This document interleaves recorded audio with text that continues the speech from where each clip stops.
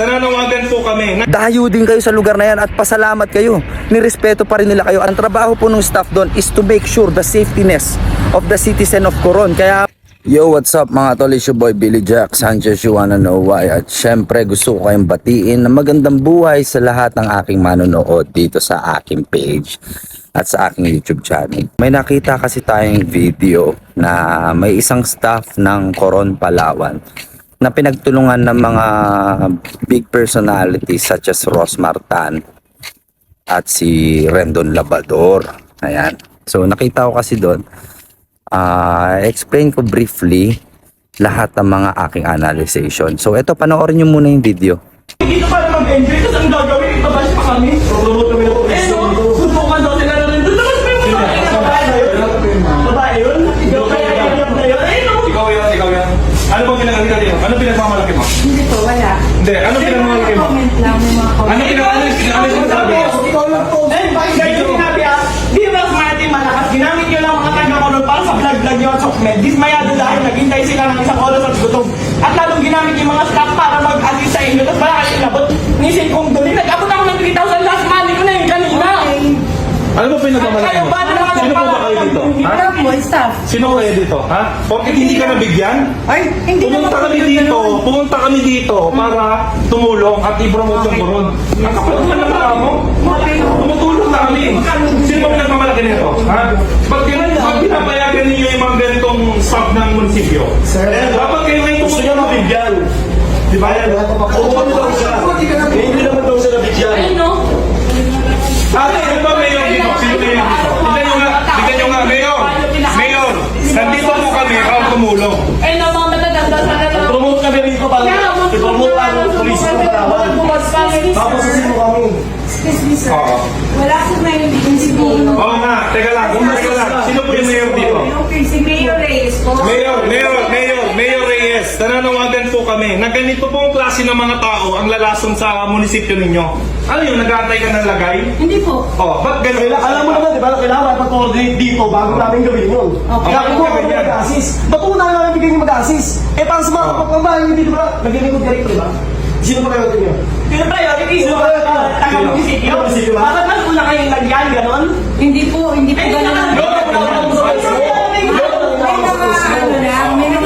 May mga comment lang.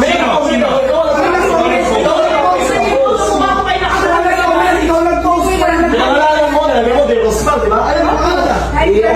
Sino wala ka masabi? Ako. Legal case. Legal case na lang, so wala lang natin. So wala natin yan.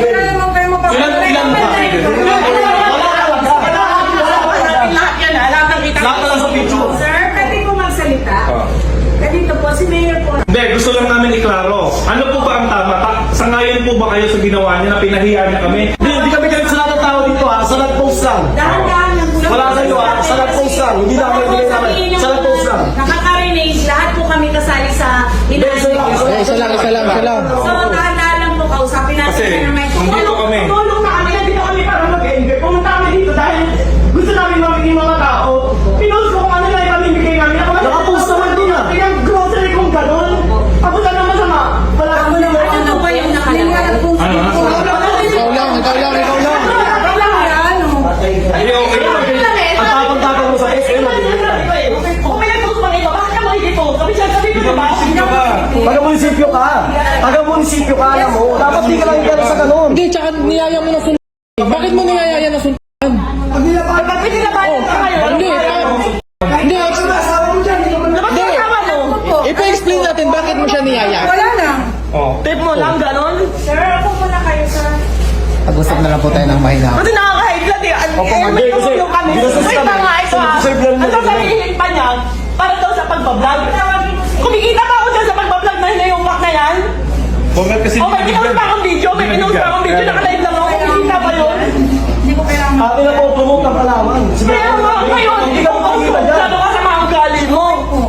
Ano yung mga taga-Kalaway, ganyan umaasa ng lagay sa munisipyo. Grabe kayo. Mayor, masisira ka dito. Nandito po kami. Ang yabang. Ano? Ang yabang mo. Ang yabang ng pagbumuka. Tumulong na kami. Kami ba yung masama? Paano ang asal ko? Ano pangalan ng mayor? Ano pangalan ng mayor? Ano pangalan ng mayor ng Coron? Natag ko. Hindi ko makikita sa Sa mukha na ito,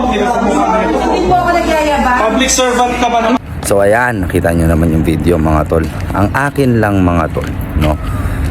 I will be neutral on this side, okay? So magbe-base ako sa emotions at situation na finis ng both parties. Okay, I will speak on behalf of these influencers muna. So nagkataon kasi parang may mga relief goods silang gustong ipamahagi sa bayan ng Coron at talagang ini-insist nila ng grupo ng Team Malakas na they want to help Coron to be promoted when it comes to tourism. And not only that, on their kind heart, they want to share some blessings of the fruit of their hard works, such as giving to the citizen of Coron simple token of relief goods. Okay. On behalf naman ni ate, na si ating staff ng Coron, working under Mayor Reyes, mga tol, hindi naman siya nagkulang sa kanyang composure at sa kanyang pagiging humble. At the way she talks, hinayaan niya mag-speak ang mga big personalities at tanggapin na lang kung ano ba yung mga accusations na hinaharap niya. Ang mga accusations na hinaharap niya is that hindi daw priority ang mga taong gustong tulungan nila Rendon at ng Team Malakas, kundi priority yung priority yung mga taga-munisipyo, where in fact that is only jumping into conclusions. Okay, nakita ko kasi there is only miscommunication and misunderstanding about this situation. Para dun sa side ni Ateng, wala kasi nag-stand up at walang marunong magtama mag-explain. Pasintabi na ho Mrs. Rosmartan and Mr. Rendon Labador.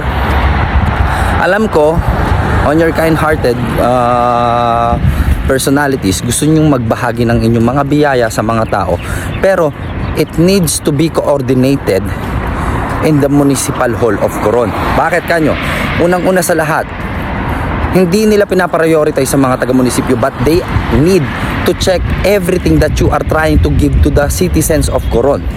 Mamaya kasi anong tawag doon? Mag-feedback yan sa inyo ng negatively, more negatively. Bakit kanyo?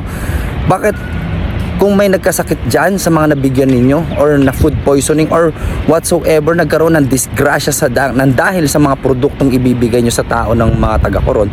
So, it's a double big problem. Problema ng munisipyo at problema ninyo na bilang kayong mga influencers. Kaya sana, in-assess nyo na mabuti ang sitwasyon. Bakit ganun si Ateng? Na kino-coordinate niya muna sa Municipal Hall kasi kailangan ng clearance nun. Hindi porket maganda ang ating kalooban na gusto natin mamahagi, hahayaan na lang tayo mamahagi kaagad-agad. Hindi po. Ang trabaho po ng staff doon is to make sure the safetyness of the citizen of Coron. Kaya meron niyang coordinations when it comes to that Municipal Hall. Napaka-insensitive nyo rin po nung sinabi ninyo na etong taon to ay lalason sa sistema ng Municipal Hall na yan. And that is like palm face gesture with words para kay Mr. Mayor Reyes. Dahil hindi naman corrupt ang bayan ng Coron at unang-una sa lahat, kung may marunong lang mag-explain to speak on behalf of this woman who is the staff or the employee of that Municipal Hall, hindi lang na-relay yung message sa inyo kaagad-agad dahil ayaw nyo siyang bigyan ng chance magsalita at nagja-jump na kayo into conclusions. Napakamali. Unang-una, millions of followers na kayo, Rendon and Mrs. Rosmartan. Sana, kung matalino po talaga kayo, nakita ninyo na ang gusto lang nung staff masigurado na may permiso ng higher power ng kanilang nasasakupan ang pamimigay ninyo ng relief goods. Paano kung talagang may nagkadali-dali, may nalason sa mga gusto nyong bigyan ng mga tao? Hindi nyo ba nakita na yun lang yung part na yun, yun na-skip ninyo, yun yung na-misunderstood ninyo, di ba? Tapos ikaw naman Mr. Rendon Labador, alam na natin na napakalaki mong personalidad. Hindi nararapat na ipakita mo sa mga tao na magpa-power trip ka na, duduru-duruin mo yung tao at sasabihin mo na sino bang pinagmamalaki mo. Tandaan mo, humility bro. Wala ka dyan sa kalagayan mo kung hindi dahil sa mga taong sumusuporta sa'yo. Pangalagaan mo rin ang estadong natatamasa mo na ngayon. Dahil sabihin ko sa'yo, with that attitude, karma is just anywhere. Kayang kunin lahat yang meron ka ngayon with just one snap. So, maging mapagkumbaba po tayo, Mrs. Ros Martan and Mr. Rendon Labrador. Hindi po na porket na akala po natin big personalities tayo, tama rin yung sa atin. Baka may miscommunication lang dun sa sitwasyon na yon na hindi nyo mapagbigyan yung both parties para mag-explain. Ngayon, okay, nakatulong na kayo sa promotions ng Coron. Why? Kasi nagmukha na ring masama ang Municipal Hall ng Coron. And on behalf of these influencers, Mr. Mayor Reyes, pasensya na ho kayo. Meron po talaga tao lang tayo. May mga pag-uugali din kami mga influencers na maere, no? So sana po mas more understanding po kayo bilang isang great leader ng bayan ng Coron na mapag-usapan na lang to at makita talaga ano ba yung naging skip step lang. Ako, yun yung analyzation ko Yung staff ng Municipal Hall is just following the rules of the local government itself Kasi kailangan talaga ng clearance sa pamimigay. Hindi yung porket nandiyan kayo, nag-enjoy, big personalities kayo, mamigay na lang kayo kagad. Lagi po natin tatandaan, wag po tayo magduduro ng tao at kahit gaano pa po tayo kayaman at kahit gaano pa tayo katalino o ano, pangangibabawin po natin ang pagpapakumbaba at syempre respetuhin po natin ang dignidad ng bawat tao.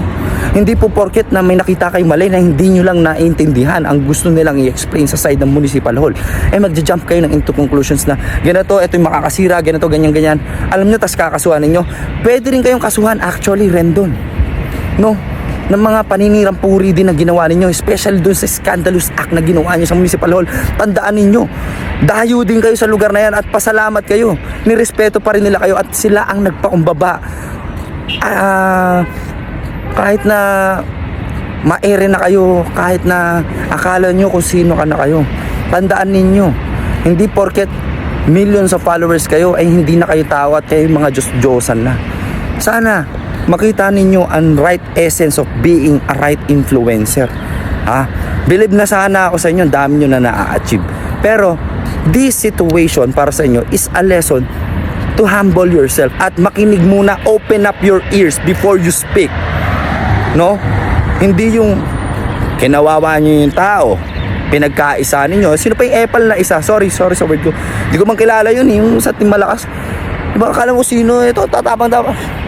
Yung mukhang bonjing na, sorry sa word naisingit ko pa yun. Ito yung isa sa mga pag-ugali ko talagang mapangpuna din ako Ikaw naman, tol, iho, kung sino ka, ang alam mo rin kung sino ka pumili kayo na makakatapat ninyo, hindi yun nambubuli kayo. At saka Rendon, ikaw, sino ba ang pinagmamalaki mo? Yung rango ng airpods mo? Na general? Ba't di mo kayang bitbitin yung sarili mong pagkatao? Para sabihin ko sa'yo, militar din dati ang airpods ko. Ngayon, abogado. Gusto mo ba ganon? Sino pinagmamalaki mo? Ikaw ba, sino pinagmamalaki mo? Ako, ang pinagmamalaki ko, yung nasa puso ko, yung real master na nandyan. Kaya natuto ako sa mga kamalian na nagawa ko. Alam nyo, ganyan din ako ka-ere. Mas ma-ere pa ako sa'yo, Rendo, nung panahon. Kaya wag mo sayangin, dahil ako, nagkaroon ako ng realization na mas masarap, mas maging mabuting tao at piliin natin ang mga salita natin sa kapwa natin. Lalo na, kung hinamong kasunduan, that is just part of the show. Maging breaking of the ice. Akala ni Ateng, matatawa kayo. Siguro joker si ate. Isa pa yun na misconception nyo. Nung tinanong nyo, ba't mo siya hinamon na suntukan? Are you in your right mind? Siyempre, that is only a joke. Kung hahamunin ng isang babae ang isang lalaki, automatic, alam niya na hindi naman papatulan. It's just like to neutralize the situation kasi masyado kayong lahat mainit. Mahina pala yung sense of humor ninyo. Ako nga natawa ako nung sinabi ni ate, ba't mo siya hinamon na suntukan? Sabi pa na to si Jormel. Si Jormel yung kumukuha ng camera dun sigurado. Sabi ni Ating Wala lang. Oh, kasi nga, joke nga lang, men. Kayo kasi, you guys are taking life so seriously that you are skipping the good things about the situation or yung mga pwede nyo malaman at matutunan sa sitwasyon na yun. So yun lang, good luck pa rin sa inyo sa Team Malakas dyan, and sa mayor ng Coron, pasensya na ho kayo, may mga pag-uugali po lahat naman ng tao. Mag-adjust na lang po tayo sa isa't isa, pangibabawi na lang rin po natin ang kapayapaan. At sa mga legal actions, Diyos ko po, is just a waste of time.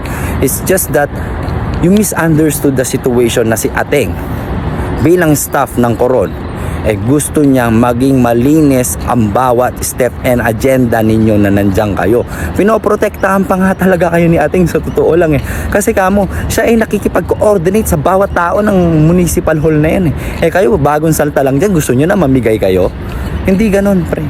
You need some clearance kasi safetyness ng citizens of Coron ang ginawa lang ni Ating. So kudos doon sa sitwasyon na yon. So matututunan natin doon sa sitwasyon na yon, mga tol, na maging mapagkumbaba tayo sa bawat sitwasyon. At syempre kung man tayo ay may mga pinagmamalaking estado sa buhay at may mga kilala tayo at mas matataas sa atin, ay hindi na natin kailangan mag-power tripping. Kaya ikaw, Mr. Rendon Labador, bawas-bawasan po natin ang pagiging maere. Yun lang naman ang request ko sa'yo. Minsan, alam ko matalino ka kaso parang minsan napunta lahat sa muscles ang mga katalinuhan mo Puro hangin na lang minsan ang laman ng utak mo. Pasensya ka na sa word na yun, bro. Okay? Yun lang nakita ko dun sa sitwasyon na yun. Masyado ka nagpaka-astig. Hindi na maganda tignan. Ang pangit, ang sagwa, men. So, yun lang. Sa mga kababayan kong Pilipino, instead na mag-focus tayo sa mga issues na ganito, subukan po natin matutunan ano po ba yung mga tamang aral na pwede natin mapulutan sa mga ganong sitwasyon. Ang dapat natin matutunan is respect at syempre humbleness, at higit sa lahat, you gotta listen first. Try to understand the situation para maiwasan po natin ang miscommunication at misunderstanding. Okay? It happens already. Sana maayos nyo na lang ho yan. At thank you pa rin. Siyempre, tinanggap nyo Mayor Reyes, ang mga kapwa ko influencers dyan. At pasensya na ho kayo sa naging act nila. So, ganun din sa side nila Rendon. Pasensya na ho, kayo sa side nila. Talaga. Kasi talagang nagkaroon lang ng misunderstanding. Yun lang. Don't hate, spread love, and educate, and let love seize the day, mga tol. This is Billy Jack Sanchez. You wanna know why? Saying from United Arab Emirates Al Ain, gihigog mata mong tanan, amping kanunay. Yan, ingat po tayo palagi at mahal ko kayong lahat. Peace.